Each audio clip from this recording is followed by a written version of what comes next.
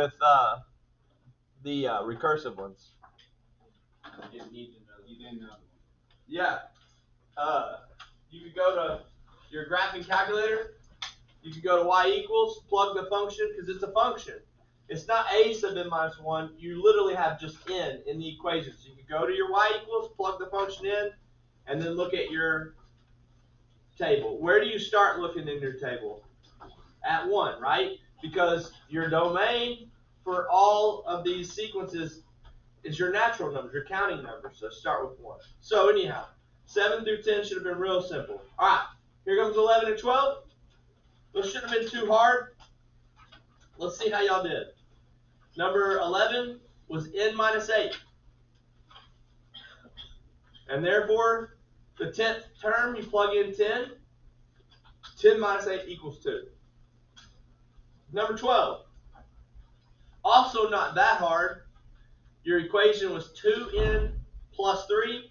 And of course, a sub 10, plug in 10. 2 times 10 is 20 plus 3, 23. So those weren't too bad, right?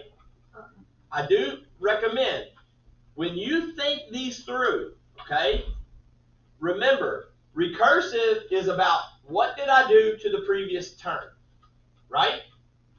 So it's a building type of equation. But with explicit, you don't think that way. You think, hey, what equation could I plug 1 in to get me 5? Plug 2 in to get 7. 3 in to get 9, so on and so forth. Your mindset of how you write that equation has to change, okay? So for example, every time it's going up by 2, right? So every time your next term's value goes up 2, it's a multiple of 2. Well, if it's a multiple of 2, guess what you need to do? Multiply by 2. That's why part of your equation is 2 times n. Then you could go like this. All right, well, first term, I plug in 1. What's 2 times 1? 2. I need it to get to where? I need to get to 5, so I need to add 3. And sure enough, that's what works. So those weren't too bad. Now, maybe 13 and 14 you struggle with a little bit more. Here they are. Number 13 was n cubed minus 1. Again, we had number 14 in the notes where we had to do n squared, where we kind of talked about another way that numbers go up. Well, these were also going up quite quickly, right? So what I did was just kind of based on knowledge that I had done before, I noticed these numbers look like perfect cubes to an extent, because what's one cubed? 1. What's 2 cubed? 8. What's 3 cubed? Well, what do you notice about all of those so far? They're just one below perfect cubes. And that's exactly what I did. N cubed minus 1. So to find 10, the 10th term, I plugged in 10. 10 cubed is 1,000. 1,000 minus 1 is 999. And then number 14. I want to kind of talk you guys through this one. Maybe you got this. Maybe you got n over n plus 2. That's the answer. Let me kind of show you my mindset on this one. How I thought this through. How did I get 1/3? I plugged what into an equation? 1. How did I get 1/2? I plugged 2 into an equation. For 3/5, I plugged 3 in. For 2/3, I plugged 4 in. For 5/7, I plugged 5 in. And so here's where my mind started going. I looked at the numerator first. How does it go 1, 1, and then way up to 3, but then back to 2, and then up to 5? What is happening? Like, as I'm thinking this through, what could possibly be happening in these to make them go back down and then back up? They're being simplified, right? So I started thinking, well, what makes sense then? What could those values be that actually make sense? Well, I started thinking, well, 1/2 could be 2 over 4, right? And 2/3 could be 4 over 6. And all of a sudden I noticed the numerator, it matches the what? It matches the term number. So the numerator has to match the term number. How do I make it match the term number? In. You're plugging it right in there. In. And then, of course, the bottom, I noticed, well, hey, the bottom is 3 for the first term. It's 4 for the second term. It's 5 for the third term. It's 6 for the fourth term. Every one of those, it's how many more? It's 2 more than the term number. So it's n plus 2. So that's kind of my mindset on those. Not crazy hard, but it is a little tricky. Now, I already told you, when we go to the next section after today, we're going to keep writing equations, but they're going to be changing in a consistent manner, and therefore, we're going to be able to use a formula to actually find the equation. So we want to think outside the box as much, okay? We'll get to stay in that nice little comfortable box that you guys love so much, because outside the box, you guys got to use your brains a little bit more, and some of y'all don't love that, Yeah, I know. All right, so let's move into what we're doing today. Hold on to that homework because we get to use it one more time, and it'll be tonight. You definitely need a calculator.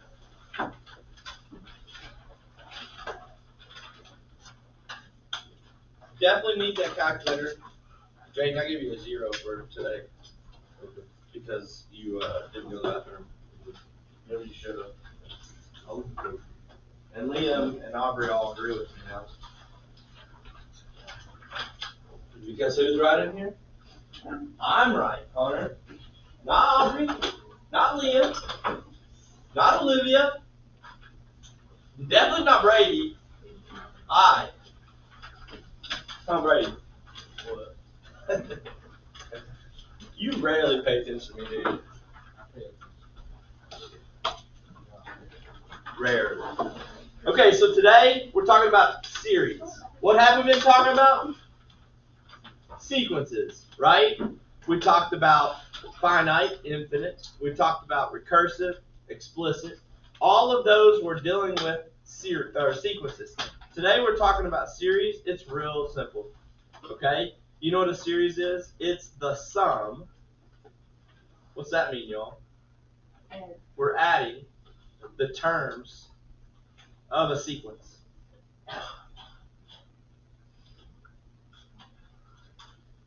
So, not going to be real hard. Now, here's the deal though. Sometimes my sequence is like this one right here. What do we call this first one right here? It's finite, right? How do you know it's finite? There's no ... It finishes. So if I'm asking you guys to find the sum of that sequence, no problem. That's 1 plus 2 plus 3 plus 4. And that's the extent of this sequence. So 1 plus 2 is, 3 plus 3 is, 6 plus 4. So this series equals 10. Not hard, right? But the next one's a little different, right? I mean, I could go 3 plus 6 is 9, plus 9 is 18, plus 12 is 40. But can I add ... I mean, you guys have fun with that, right? So clearly what will happen?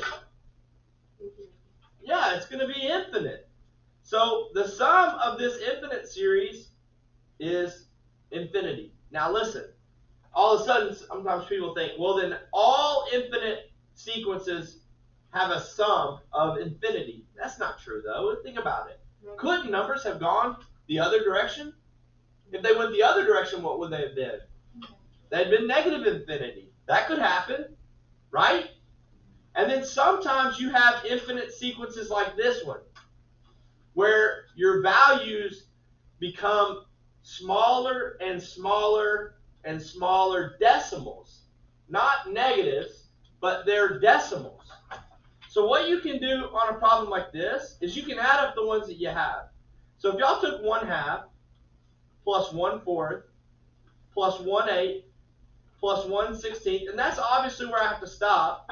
I mean, you know what the pattern is. You could figure it out. But as I keep on doing that, it's more about what is it that I'm approaching. Not 0. I'm approaching 1. See, all of these values add up right here to equal 15 over 16. And as I keep on adding, and I keep on adding, I am going to get closer to 1, but I'm never going to quite get there. Because think about it. As my fractions get smaller and smaller and smaller, it just means my decimal is going to get longer and longer and longer. So it's going to be growing this way. It's not going to be growing so much this way. You understand that?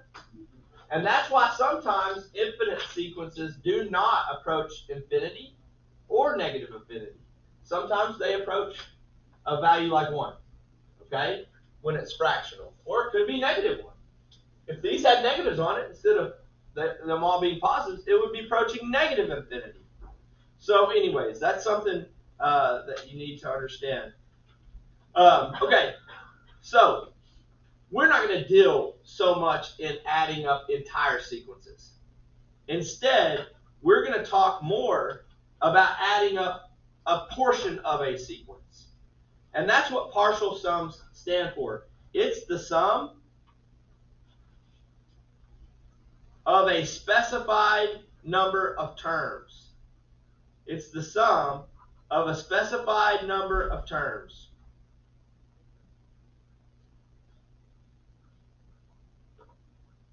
Guys, if I wanted to talk about the 9th term, what did we call the 9th term? Huh? No. What did you say? Did you say n? Not n, but a sub 9. Right? If I want to talk just about the 9th term, I say a sub 9. But if I want to do a partial sum through the 9th term, I would call it s sub 9. S sub 9. So S sub n is how we represent the sum of a sequence through a particular term. Okay? So for example, I have a sequence here, 1, 2, 3, 4, 5, so on and so forth. Y'all see the pattern? We good with the pattern? It wants me to find what? S sub 9. It wants me to add all of this sequence up all the way through the 9th term. Well, what does that require that I know? I got to know all the terms through the 9th term, don't I? So I got to recognize the pattern. This one's pretty easy, isn't it? It's just going up 1 every time. So we have through the 5th term. What's the 6th term? 7th? 8th? 9th? 9th. So there is all of the ones that I need. So I'm literally going to go 1 plus 2 plus 3 plus 4 plus 5 plus 6 plus 7 plus 8 plus 9. And if y'all were doing that as I went, what did I get to? 45. The sum of this sequence through the 9th term is 45. Now we move over to number 2. Number 2 is a little easier. Why? Yeah, you don't have to recognize a pattern on this one. The reason you don't have to recognize a pattern is they want to know through the which term. And we've got the 4th term. So S sub 4 is simply 4 plus 7 plus 13 plus 25. What's 4 plus 7? What's 11 plus 13? What's 24 plus 25? So S sub 4 equals 49. I'm not going to do number 4 either because it's through the first 3 terms.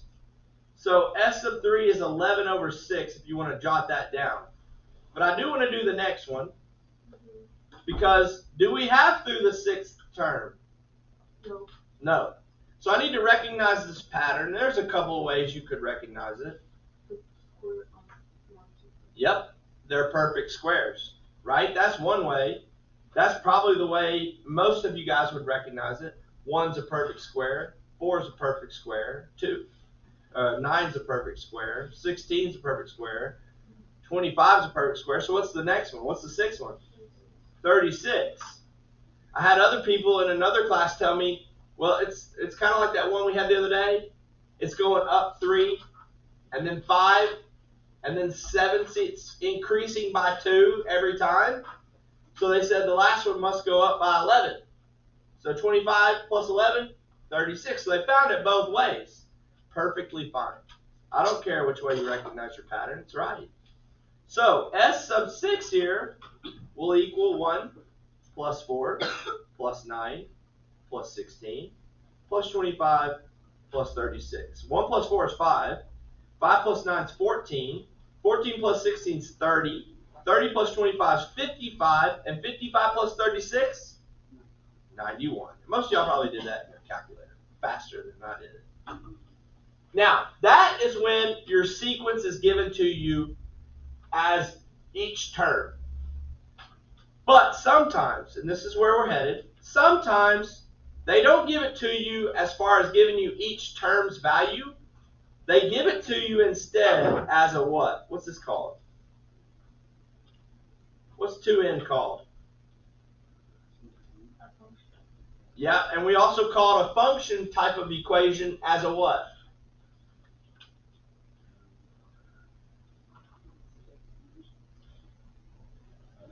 Explicit formula. Remember, this is definitely not going to work with recursive. It's going to work with explicit.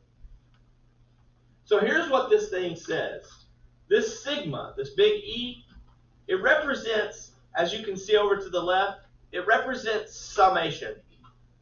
So here's what this is saying. They want you to find the sum of the sequence 2n from the, what's the bottom number? What's this bottom number say?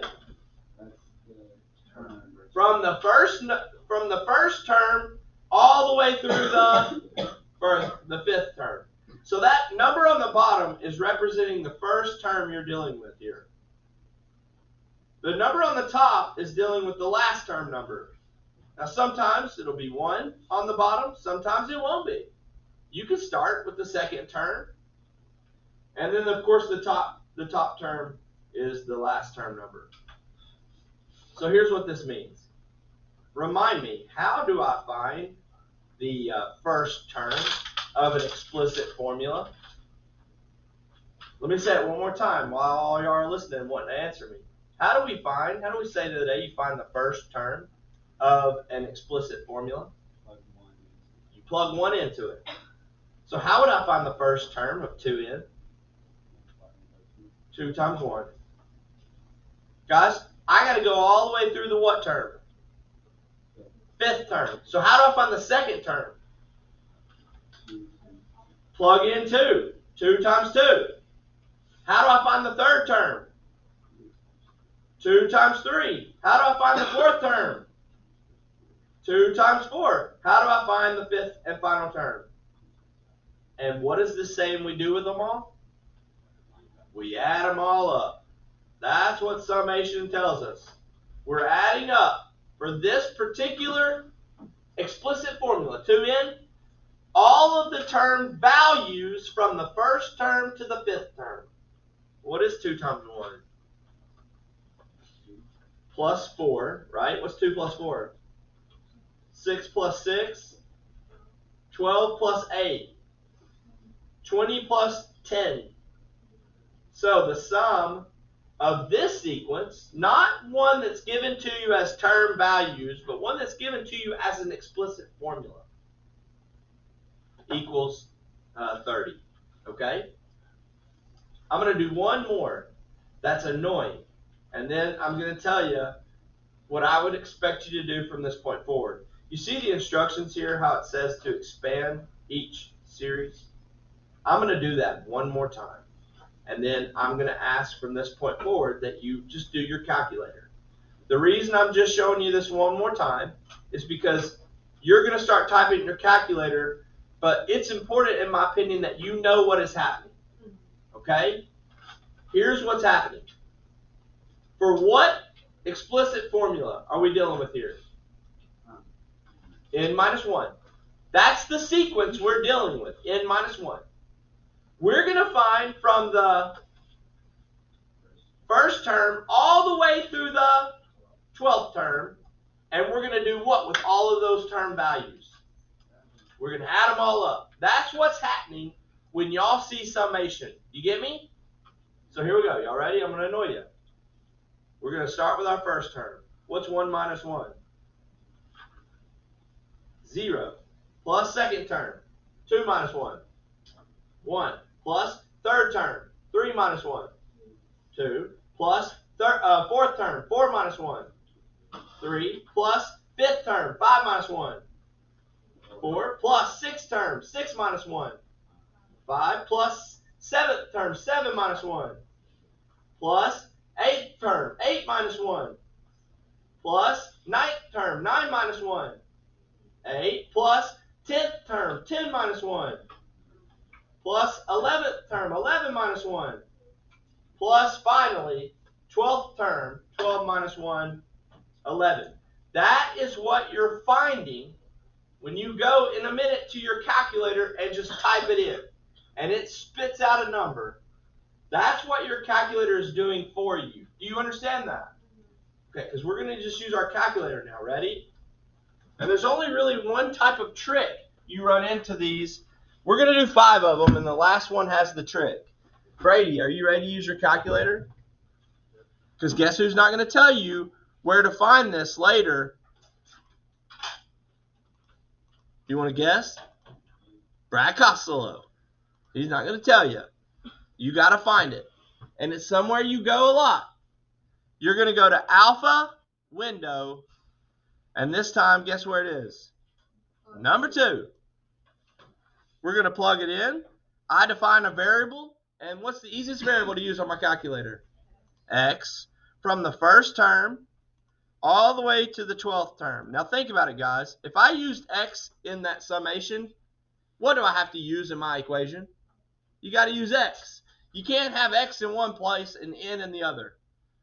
So I'm going to put X minus 1. So it's doing all that crap I showed you earlier.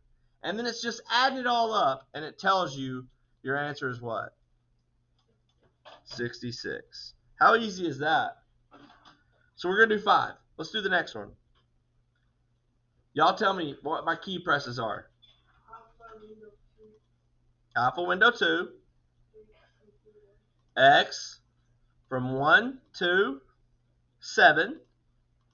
And then in my parenthesis, negative 3x. Enter. Boom. Done. Negative 84. How easy was that? Let's go to the back. Go to number 8. Somebody else besides Eugen, tell me your key presses. Alpha, window 2, x equals 2 to 9. For what equation? There you go, 2x minus 7. Push equals, and boom, 32 is my answer. How easy is this? Okay, somebody else besides Eugen and Jacob. What's my key presses on number 10? Number 10. Alpha, window 2. Define your variable, x, from the second term to the 8th. For how do I do a fraction? Alpha y equals number 1. But we're not going to use c. We're going to go x cubed over 2. And bang. 1295 over 2. I don't really like that because I think some of y'all probably don't know what 1295 over 2 really means. I would prefer you go alpha y equals number 4 and just change it to a decimal. 647.5, in my opinion, makes a lot more sense in y'all's brain, doesn't it? Than 1295 over 2. I know it's relatively simple math, but it's easier in your brain. Okay, everybody look at my board. Number 12 has a trick to it. And it's actually not this 3 times. That's easy. You just put that out in front of your summation key. It takes care of all that. That's not the trick. Here's the trick to this problem. Yes. You know how when you type in your alpha window number 2 and it gives you parentheses? A lot of times when you have a problem like this, people will put the 4 minus p in the parentheses, and then you'll scroll outside those parentheses that are given, and you'll put that square. And that's wrong. And the reason that's wrong is because my explicit formula is not 4 minus p. My explicit formula is what? 4 minus p squared.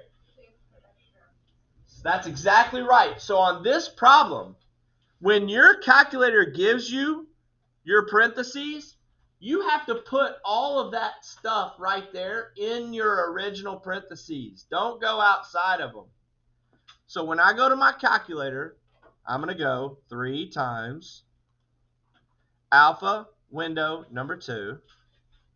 I'm going to define my variable still from the 4th to the 8th term, but then I'm going to go inside of this set of parentheses that have to contain my entire explicit formula, and I'm going to make new parentheses inside there, and I'm going to put 4 minus x. I'm going to close those parentheses and square it. Now, your calculator is saying to your problem that your explicit formula is 4 minus x squared. Do you understand that? Please don't forget, it happens very rarely.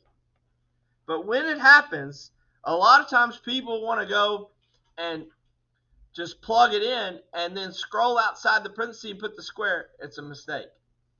So, for example, I know you guys are already looking and probably doing your homework. Where does that happen? What problem does that happen? Number 23. That's the only trick. That's the only tricky one on this whole problem. Everything else besides number 23 is as straightforward as can be. You have to put on 23, you have to put all of that inside the originals, or it won't give it to you right. So have y'all figured out what your homework is? Yep. Well, not quite the backside. We start at 15. You got 2 where you have to find the partial sum. Now, number 15 is a little annoying, isn't it? 15 is a little annoying because they want you to find all the way through the 12th term. But what's the pattern here? It's subtracting 7. So you're not going to have a hard time finding the first 12. You already have the first 4. So you got to find 8 more and then add them all up. And then what's the pattern on 16? Guys? Y'all saw it yesterday's homework. Well, Tuesdays. They're perfect cubes. And you only need a couple of those. So those are perfect cubes. So there you have it, 15 through 24. Even though I was late to class, y'all should have plenty of time to finish that. Plenty of time. And I'm sorry I was late. Yes? Which one? 12. Number 12. Yeah. From last night? Or are you talking about on the notes? Just now. Yeah. Okay, so here's the thing. This 4 minus p squared, that is your explicit formula. Okay? Mm-hmm. So what that means is, yes, sir. Yeah, go ahead. That means that 4 is getting plugged into 4 minus 4 and squaring. And then 5 is getting plugged into 4 minus 5 and squaring. 6 is getting plugged into 4 minus 6 and squaring. 7 is being plugged in. 8 is being plugged in, and it's adding them all up. Well, if I go to my calculator and I go 3 times alpha window number 2, I define my variable, and then I plug in 4, and then I go to plug in 8. What a lot of people do is they go 4 minus x, and then they go outside of that and square it. Here's the problem with that. It's not squaring 4 minus 4 and 4 minus 5 and 4 minus 6 and 4 minus 7 and 4 minus 8 because the original parentheses right here, this is treating 4 minus x like it's your explicit formula. But 4 minus x is not my explicit formula.